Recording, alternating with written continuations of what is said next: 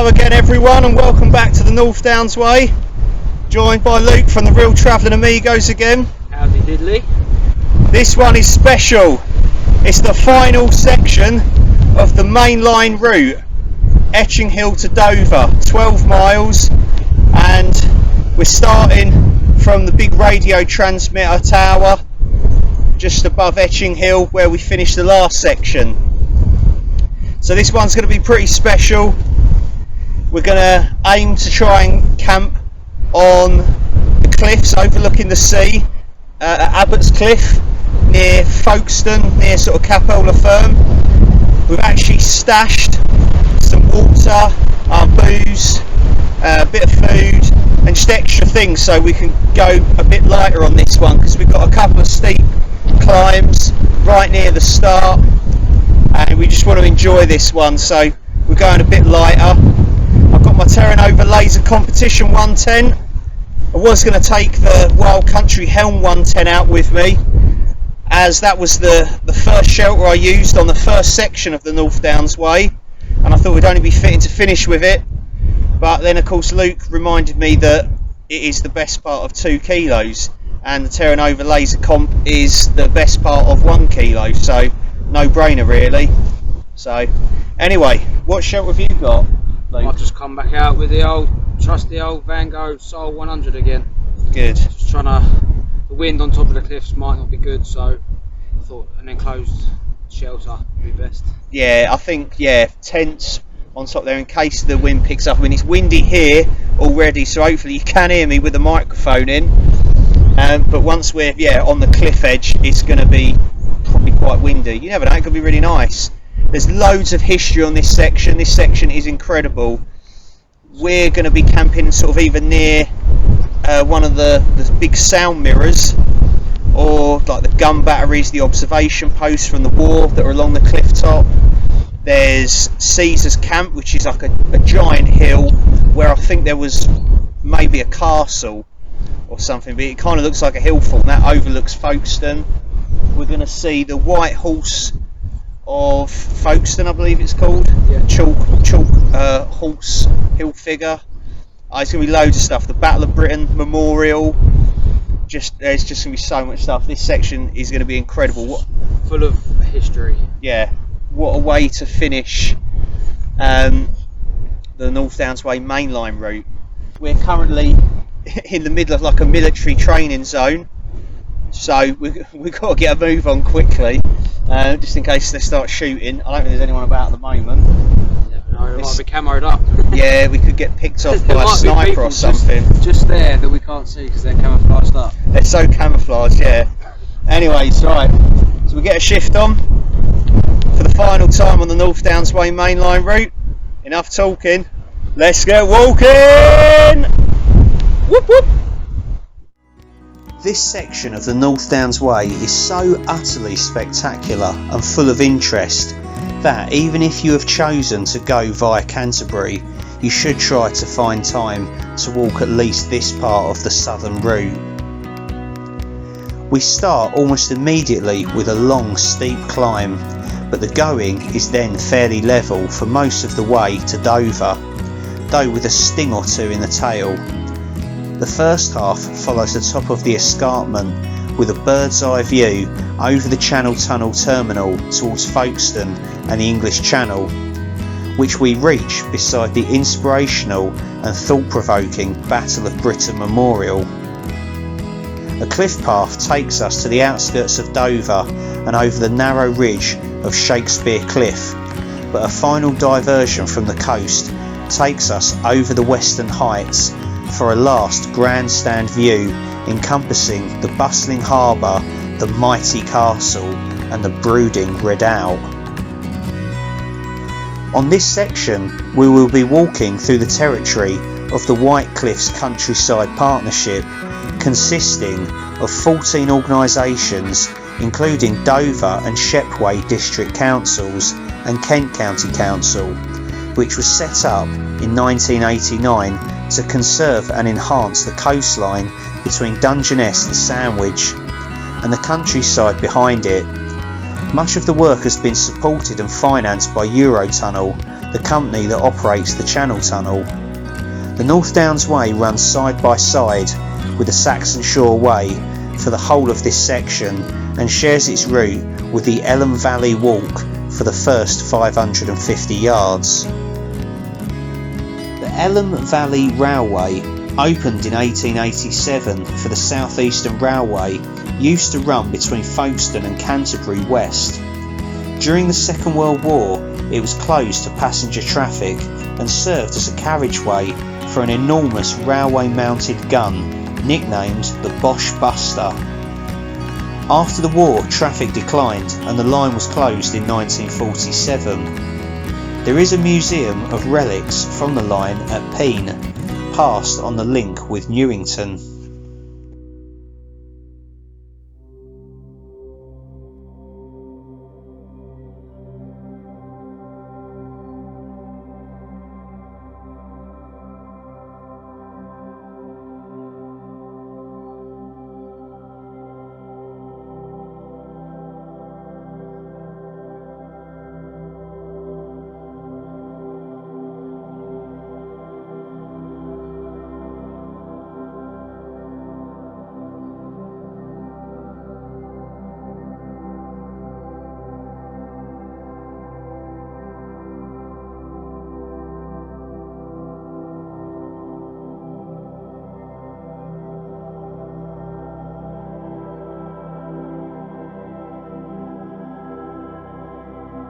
The vast Channel Tunnel terminal opened for business in 1994, servicing Le Shuttle, the Eurotunnel double-deck trains that carry vehicles through the Channel Tunnel.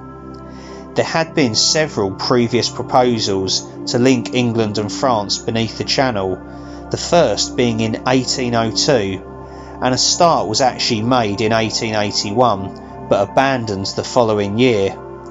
Eurostar trains from London to Paris or Brussels use the tracks along its far side, with the sprawl of Folkestone extending beyond to the English Channel. Note the prominent white circular structure near the sea. This is one of Folkestone's Martello Towers. Folkestone started to develop in the 7th century as a fishing village after a priory and fort had been built on a nearby cliff. It gradually grew into a small port and in 1313 became a corporate subsidiary member of the Cinque Ports. For centuries, settlements along the south coast lay open to attacks by the French, and this resulted in the building of fortifications such as the string of 74 Martello Towers between Folkestone and Seaford during the early 19th century. The port prospered after 1848, when a branch from the South Eastern Railway to the harbour was constructed, and the population rose to its current level of around 54,000. However, the opening of the Channel Tunnel in 1994 has proved a double-edged sword, as the resulting increase in business and employment opportunities has been offset by a wipeout of ferry services at Folkestone. The top section of the Folkestone White Horse is briefly glimpsed as we pass along Cheriton Hill behind the Channel Tunnel terminal. Despite opposition from environmental organisations, construction was completed in 2003 with the help of Gurkhas, Nepalese soldiers serving in the British Army based in Folkestone. It's about 300 feet tall and made of chalk slabs sunk into the grass. The purpose was partly to celebrate the millennium and partly to provide Kent with a symbolic chalk white horse, the county's traditional logo, which had not previously existed in the county.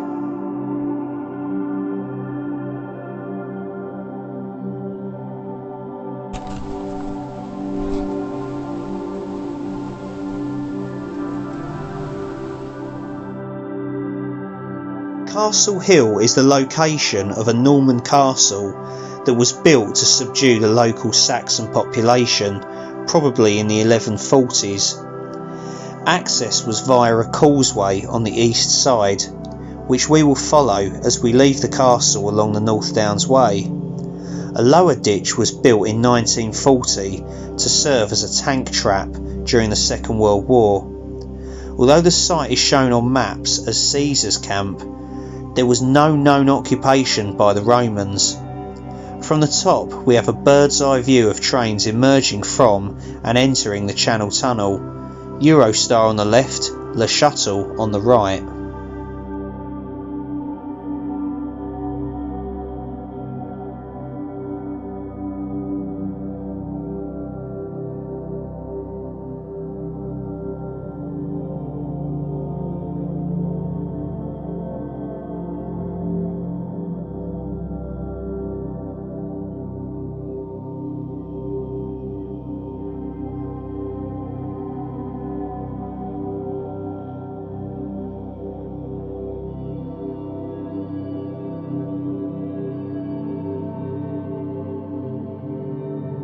Dover Hill's trig point marks the spot height 558 feet above sea level. Folkestone Harbour and its pier are now prominent down to our right. On a clear day you can see the French coast at Cap Gris-Nez, 22 miles away, and if you have a chance, try to come here at dusk when the French coast provides a spectacular display of illuminations.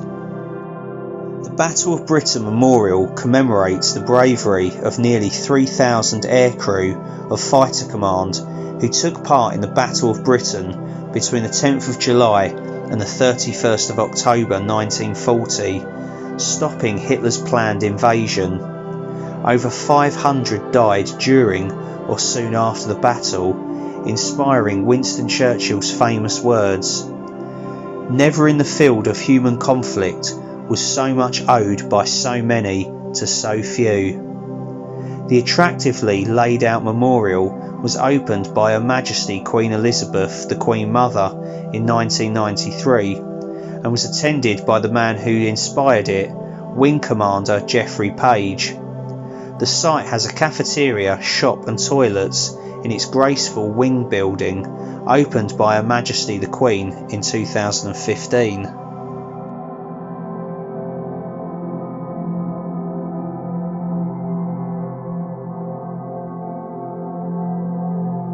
From this point on, the English Channel, known to the French as La Manche, the Sleeve, will be our constant companion, more specifically the Strait of Dover, with the French coast in the distance and ferries plying between Dover and Calais or Dunkirk. They have to thread their way between ships following the two sea lanes. The one nearest England is for westbound vessels.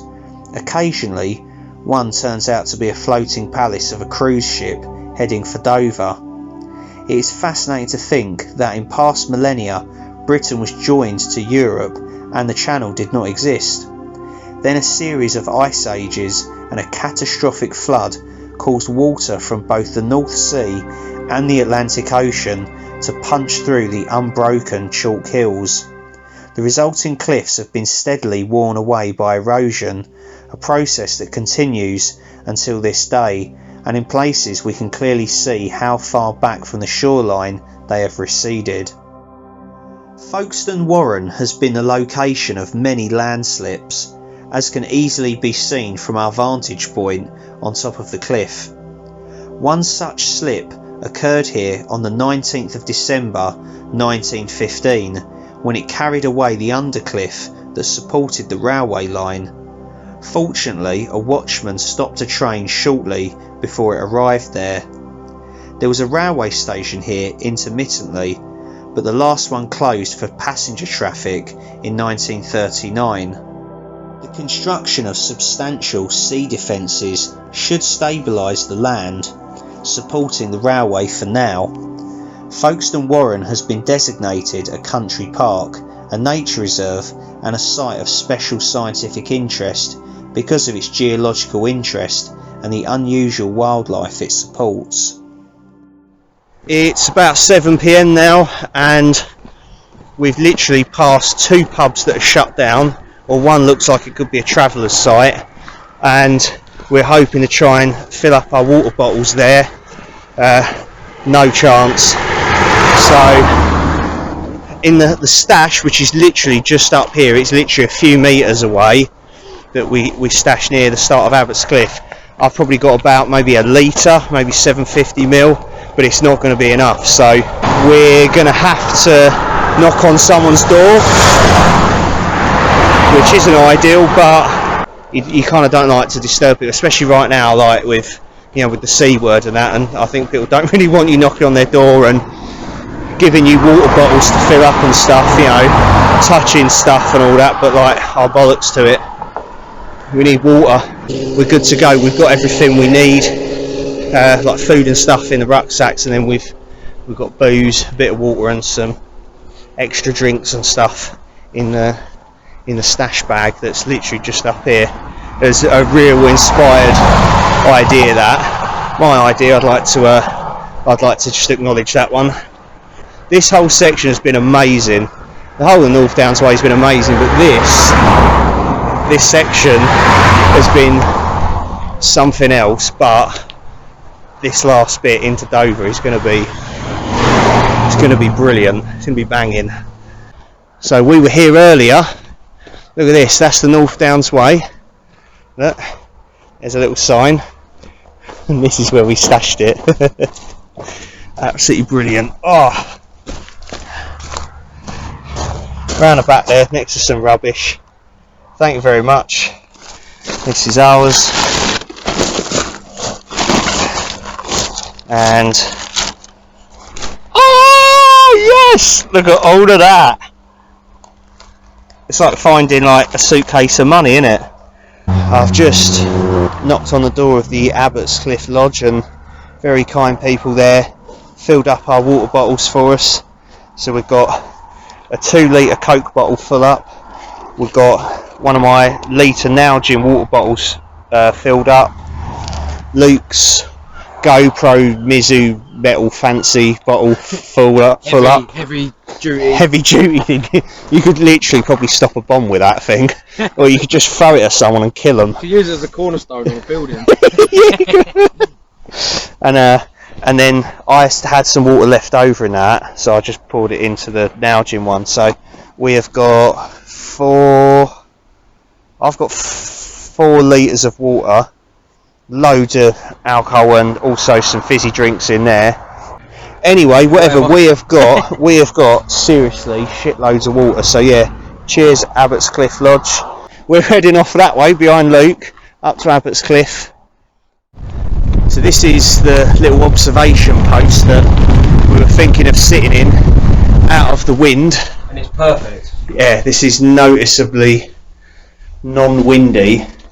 Only problem is, well, you've got the lodge there, the house up there that will be able to see us, but these cliffs are eroding, and Luke says that's soft there, so that's a bit dodgy, because we were hoping we could sort of maybe pitch the tents next to this and then sit in here out of the wind and like cook and eat and stuff.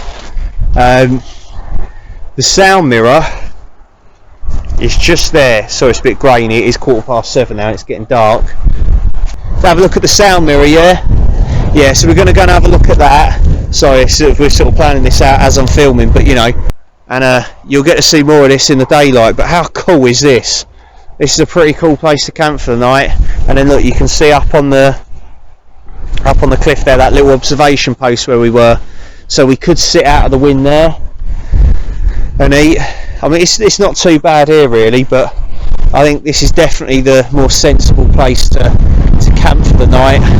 It is so windy here. Hopefully you can hear me. Okay, it's a change of plan for me. I'm going to head up to the little observation post that we just saw, because I've tried pitching my tent, my little Terra Nova Laser Comp 1, just out there in the darkness in front of the sound mirror, and pegs in fine, but it is so windy. I mean, literally I'm butt up against the sound mirror at the moment, and that's all concrete in front of that, so you can't pitch there. But look, come out here and suddenly, like, it's calmed down the wind, but literally my tent was just getting absolutely pancaked, and I just thought I'm going to end up breaking it, or it's just not going to work. So it's just not worth the risk, really, you know, for like a tent I paid nearly 200 quid for. So I'm going to go up to that little bunker and sleep in that. I've got my OEX bivvy bag with me as well, so as a backup, it's worth keeping, I tell you. Luke's setup is just down here. You can't see it, I'll show you it later. It's getting late now, it's getting cold. I'm just going to get up to that bunker, set up in there. I'm completely out of the wind and the rain. I'll bring you back then. Hopefully you can hear all this. So I'll show you the sound mirror and like Luke's set up probably in the morning or something.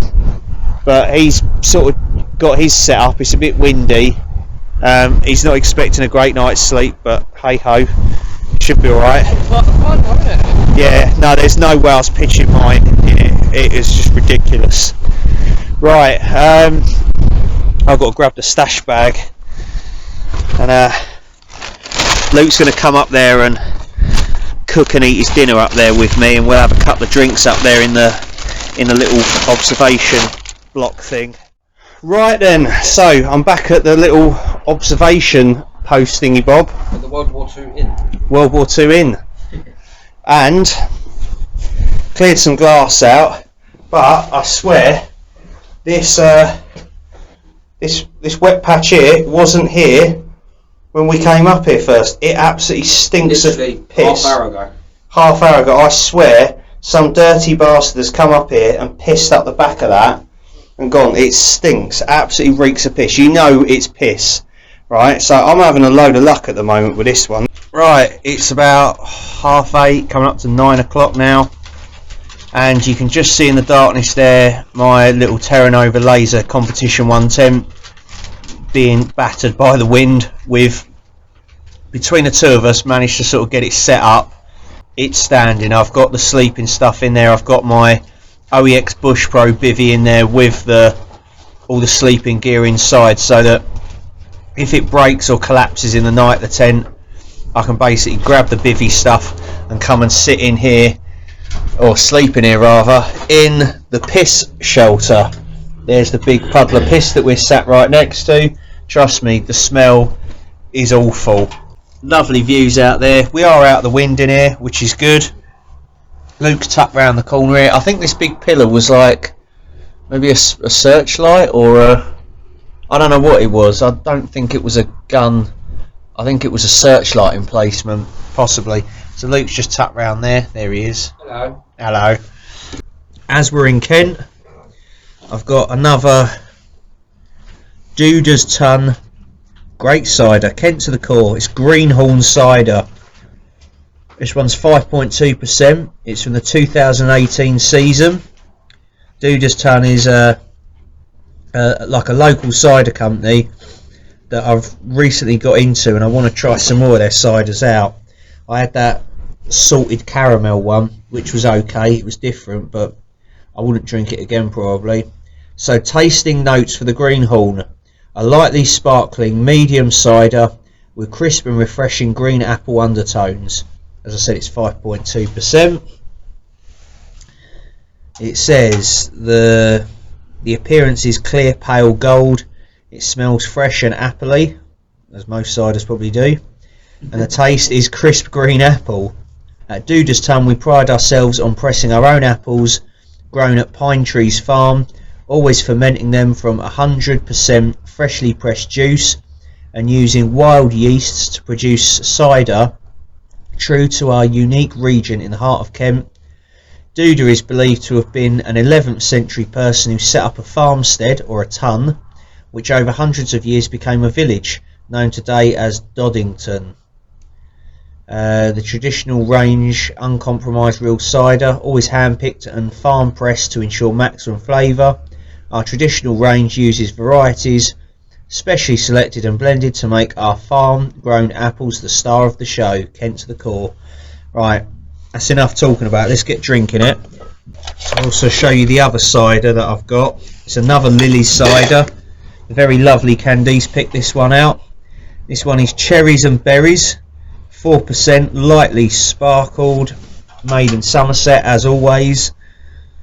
Currently my favourite cider company at the moment, Lilies. Cherries and Berries Cider are crisp Somerset cider packed with a sublime burst of berry scrumptiousness. Cheers everyone. Cheers Luke. Cheers, Lily. To the end of the mainline route of the North Downs Way. I've got a strongbow. Hey! It's like hanging out with a Council House chav. or like a 15-year-old down the park. I remember my first cider. Yeah, like strongbow just reminds me of like having your stomach pumped in the park at like 3 a.m. That's the plan tonight. Anyways, cheers. Well, that's not bad. That's it's quite smooth. I've had a lot of ciders like that before. Really, it doesn't taste particularly different.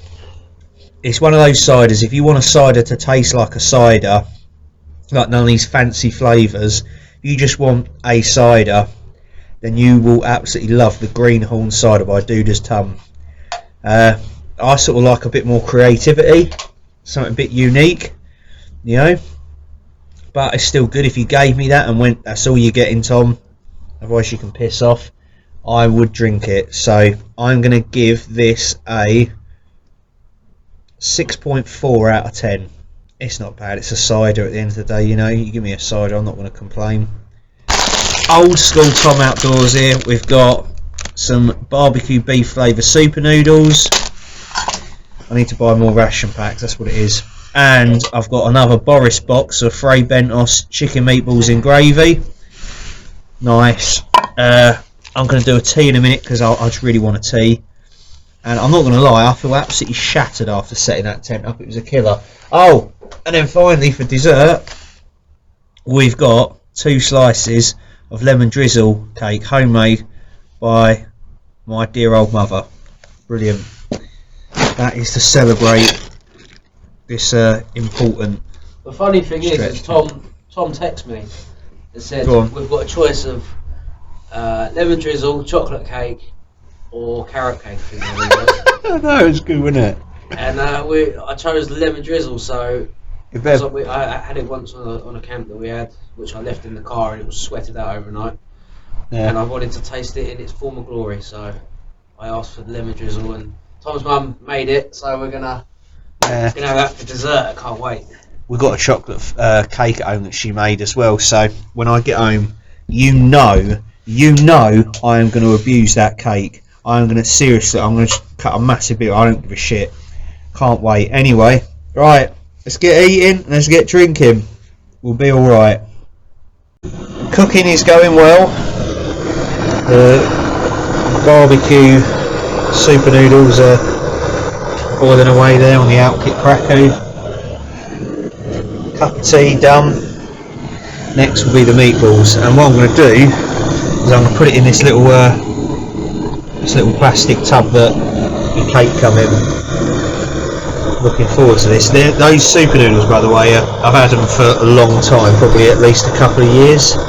But you know, stuff like that I don't think really goes off, does it? So should be good. It's a dodgy shade of brown. That's dinner. Doesn't look the most appetising thing I've ever eaten, but it'll do.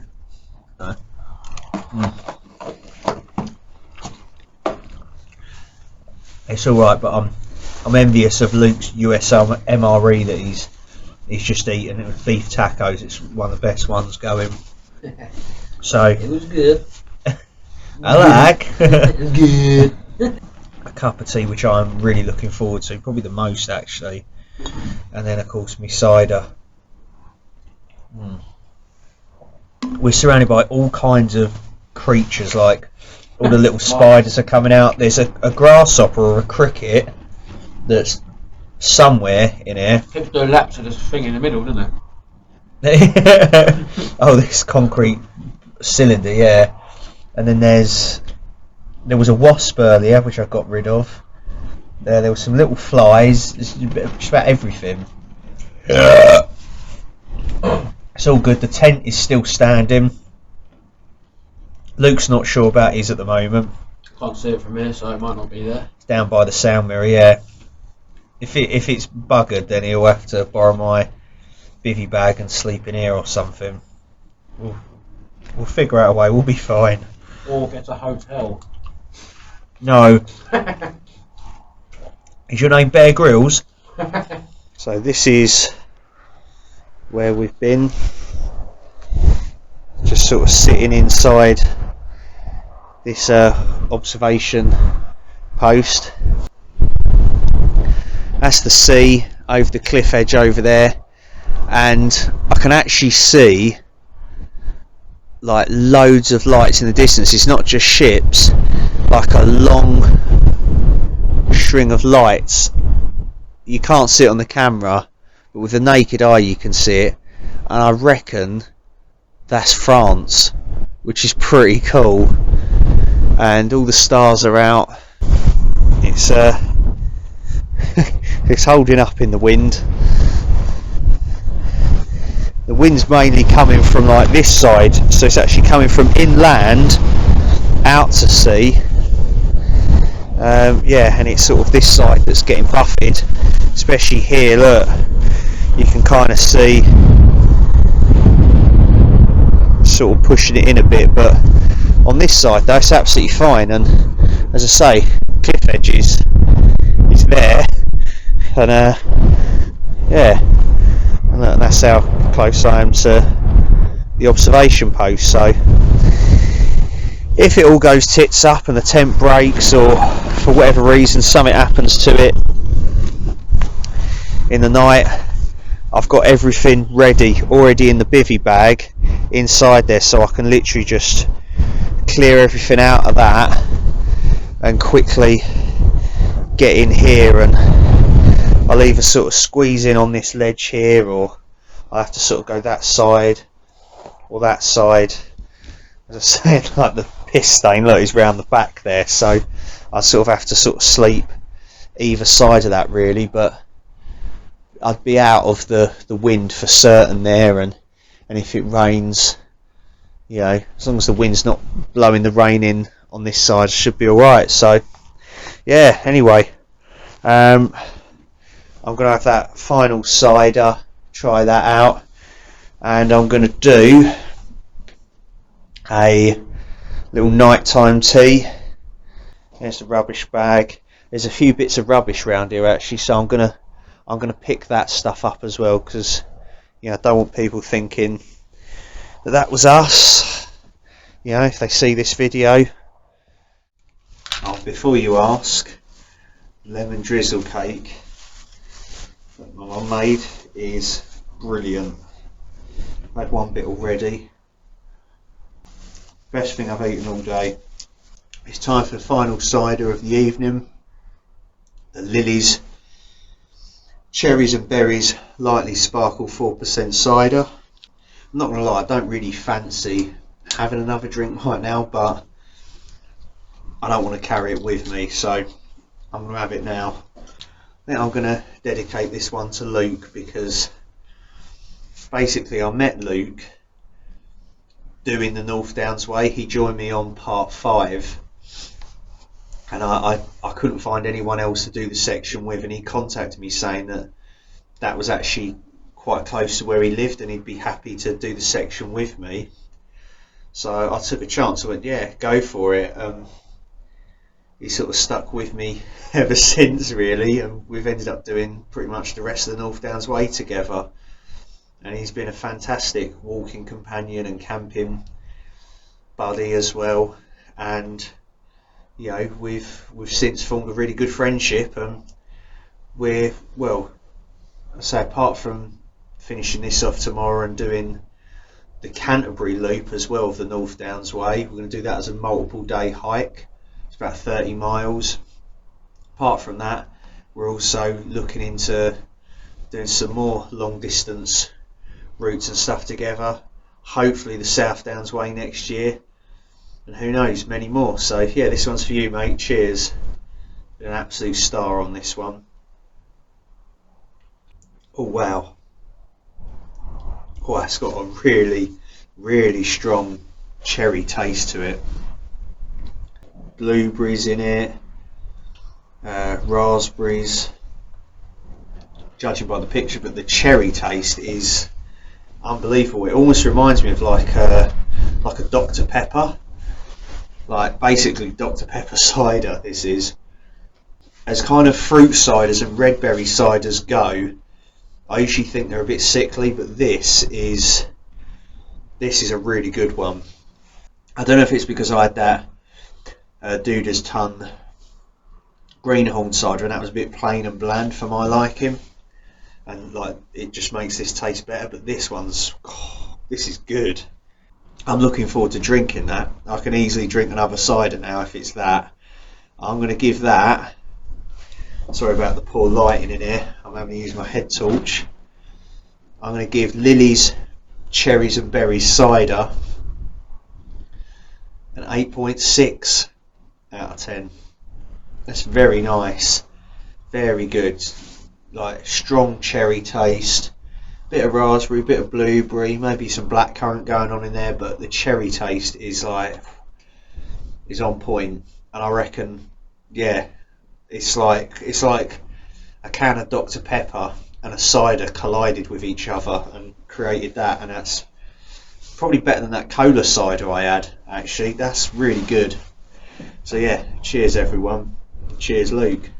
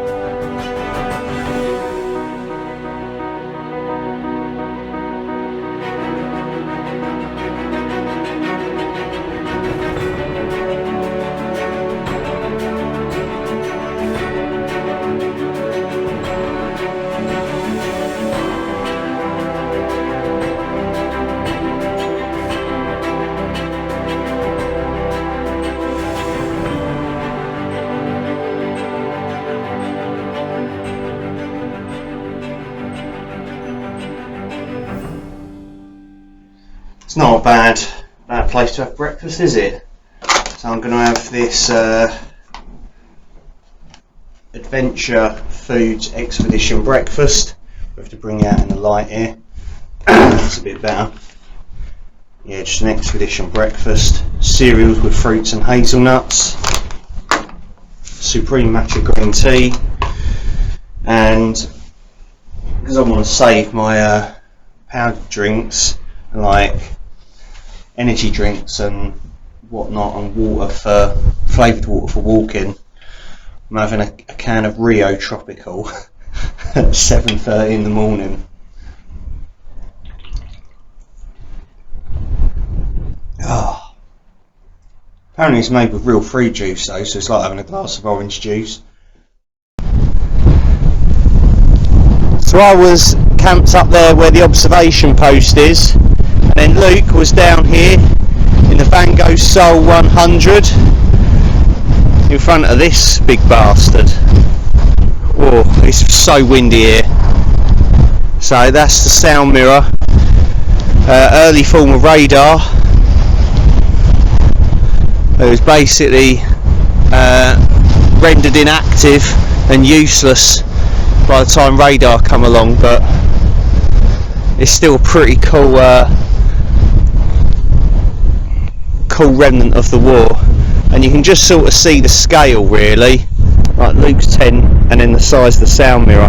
Like, stand next to it and show you. Yeah, they are absolutely massive. Right, that's mental. Like, can you imagine just having loads of these along the coast facing out to sea? It's pretty cool. That's the least windy spot down there, but it's all concrete. So if I had like my hooped bivvy, would have been fine. I would have been alright here, but I was trying to pitch up there and it just weren't happening.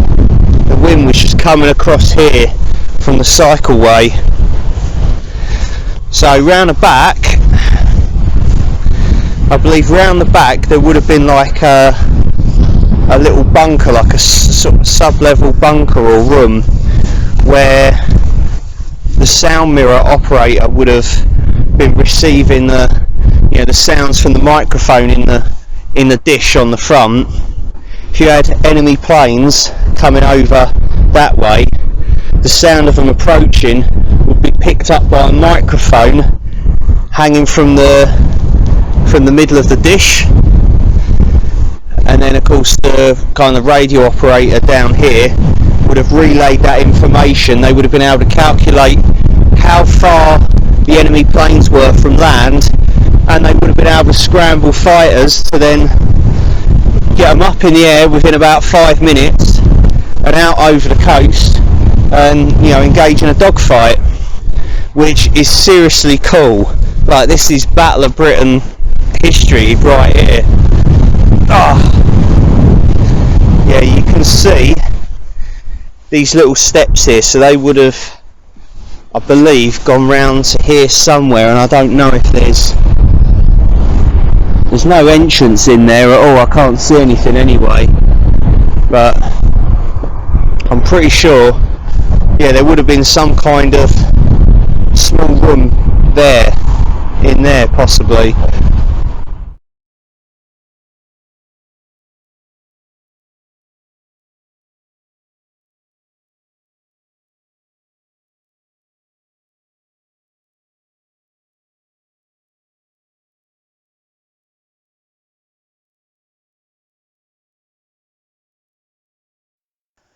Along Abbots Cliff we pass a series of decaying concrete remnants of the Second World War, especially lookout posts, some of which are set well down the cliff face. One is a sound mirror, a vertical concrete dish that was designed to listen out for approaching enemy aircraft, though it was soon rendered superfluous by the invention of radar.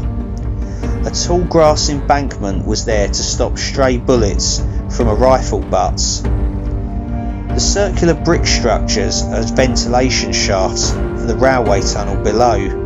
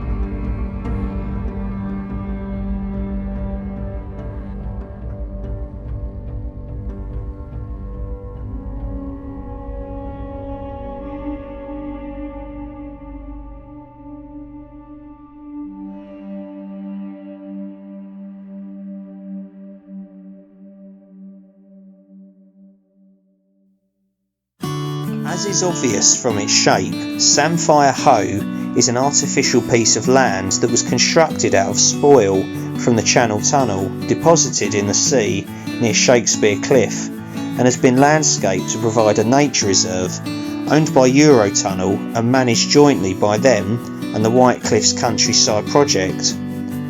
The name was chosen in a competition and comes from a reference to samphire, a fleshy edible plant, and is from a passage in King Lear.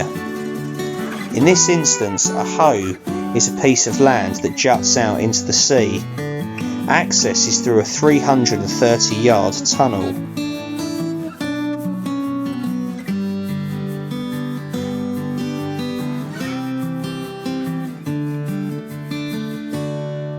The final North Downs Way marker stone. It says Farnham 122 miles, Canterbury 20 miles, Dover 2 miles, and it's also got London 106 miles, and sort of brighten it for you a bit, and Paris, get this, 395 miles. That's pretty cool. So that could be the final one, just 2 miles to Dover. Shakespeare Cliff was so named after a passage in Shakespeare's King Lear.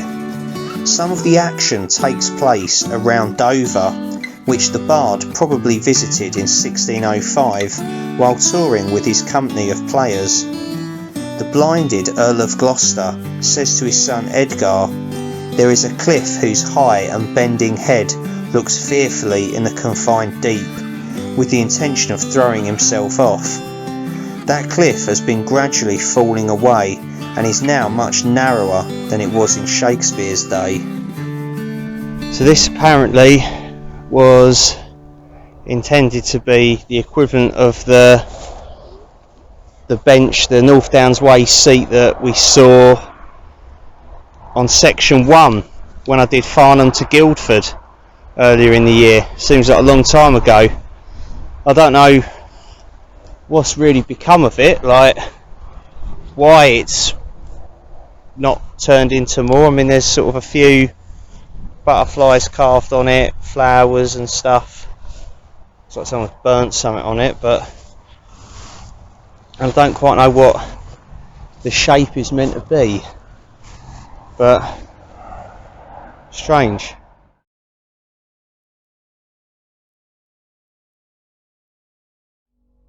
The stone foundations that lie beside the route in Citadel Road are thought to be those of a 12th century church of the Knights Templar, a group of warrior monks who were mandated by the Patriarch of Jerusalem during the 12th century to protect pilgrims to the Holy Land.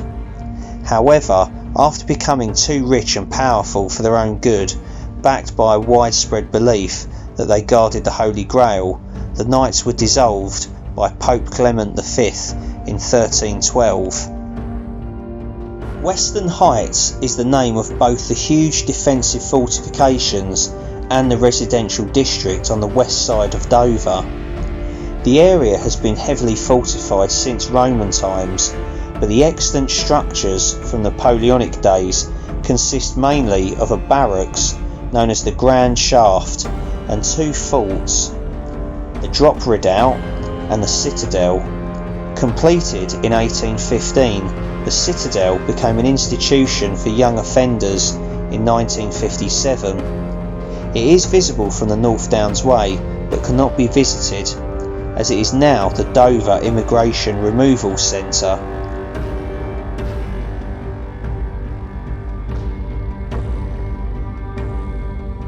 The brooding, pentagonal Drop Redoubt was completed in 1808. Surrounded by deep wide ditches, it occupies the site of another Roman lighthouse. The name comes from another local nickname for the old lighthouse, the Devil's Drop of Malta. During the Second World War, it became a base for commandos who, in the event of invasion, would have sabotaged the port. It is in the care of English Heritage and open to the public only at certain times. The dramatically imposing Dover Castle that we see today was started by King Henry II during the 1170s after his penance for the murder of Archbishop Thomas Becket, and completed in 1185. It replaced an earlier Norman castle, which itself occupied the site of an Iron Age hill fort and a still standing Roman lighthouse. Since then, the castle has successfully deterred all potential assailants, with 2 exceptions. In 1216, the forces of King Louis VIII of France only managed to breach its outer walls, and in 1642, during the Civil War, the parliamentarians took it from the royalists. During the Second World War, the castle served as a command centre for the evacuation from Dunkirk in 1940 and for naval operations in the Dover Strait, and Winston Churchill often based himself here. It is now open to the public and managed by English Heritage. Dover owes its existence to the River Dower, which, despite its short length, created a deep valley through the chalk cliffs. Humans are known to have settled here since at least the Bronze Age, 3,500 years ago, as a boat from this time has been excavated, but its location must have been a reason for much earlier habitation. The Romans based a fleet here, calling the port Dubris, from the Celtic name Dubra, meaning water. Dover became a major trading centre for the Saxons, and despite its conquest by the Normans in 1066, the port boomed due to the increase in trade between what were now two parts of the Norman kingdom. But in later centuries, its highly strategic location also resulted in attacks by the French, the Dutch, and more recently the Germans. Despite having a greater strategic importance than Folkestone and being a busier port, Dover is the smaller of the two, with a population of around 33,000. It is also one of the original 5 sink ports, together with Hastings, Romney, Hythe and Sandwich, which date back at least to a royal charter of 1260, set up to maintain and protect English defensive and trading interests in the Channel. Dover Harbour is the busiest ferry port in Europe and continues to flourish despite the close attentions of the Channel Tunnel. This prime location at the shortest distance across the English Channel has naturally been the place to which people navigated from Europe, and a gap in the cliffs and a wide estuary formed by the River Dower provided the earliest safe landing. Piers and jetties have been constructed since Roman times to create a proper harbour, but silt and shingle combined to make landing difficult, so sometimes Dover became unusable and cross-channel trade shifted to Sandwich. The nearest pier that we can now see, the Western or Admiralty Pier, was started in 1847. In 1897, work started on the Eastern Pier and the Southern Breakwater between the two piers, and the Western Pier was extended to create the modern harbour. The Eastern docks, where roll-on, roll-off car ferries berth, were opened in 1953. Until then, vehicles had to be craned on or off at the Western docks, which are now mainly used by cruise liners.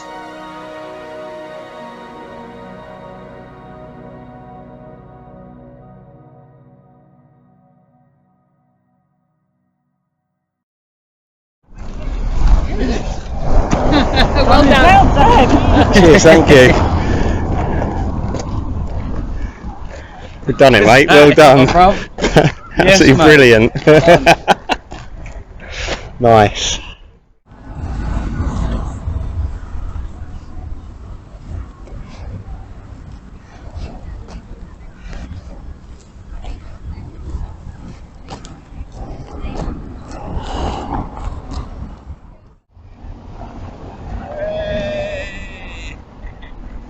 Get in for Essex. North Downs Way complete.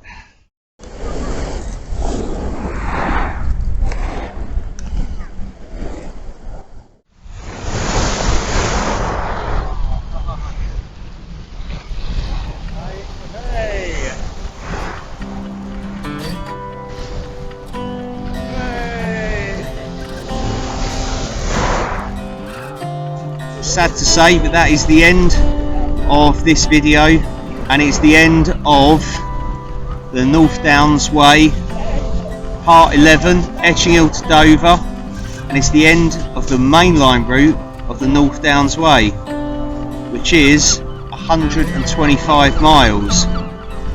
So from Farnham, back when I started that in January in Surrey, walked across Surrey, walked across Kent, Luke joined me at stage 5, I believe, at Titsy. We are going to be doing the Canterbury Loop, about 30 miles from Lees to Dover via Canterbury, so we'll be doing that as a multiple day hike at some point. A big thank you to Luke for joining me. It's been a pleasure, really. Thank you, mate. It's been awesome. We basically met on the North Downs Way. Our friendship won't end here. No. It'll continue. Well, who would have thought that when I started doing this and he joined me at part 5 that he'd end up doing the whole thing with me. So it's brilliant how we've made a friendship there, and that is the beauty of walking, the beauty of YouTube, the beauty of the great outdoors, is you make friends. Yeah, big thanks to Luke. Of course, check out his channel, the Real Travelling Amigos. Abbots. And check him out on Instagram as well, I believe it's the same name. Yeah. And yeah, all that leaves me to say is thank you to you for joining me on this. It's been absolutely fantastic. I hope you've enjoyed all the videos and the journey. As I say, it continues with the Canterbury Loop coming soon. So until next time, take care of yourselves, look after each other, stay safe everyone. Remember, get out there and explore, do what we do. It's great fun, you'll love it. Cheers, see you later. Buenas noches, amigos. Bye. Roll out.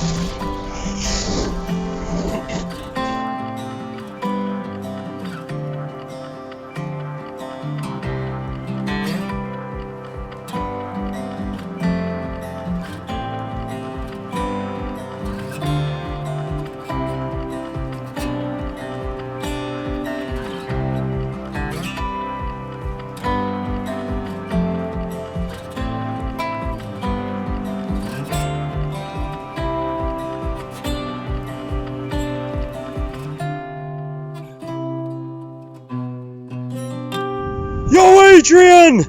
I did it!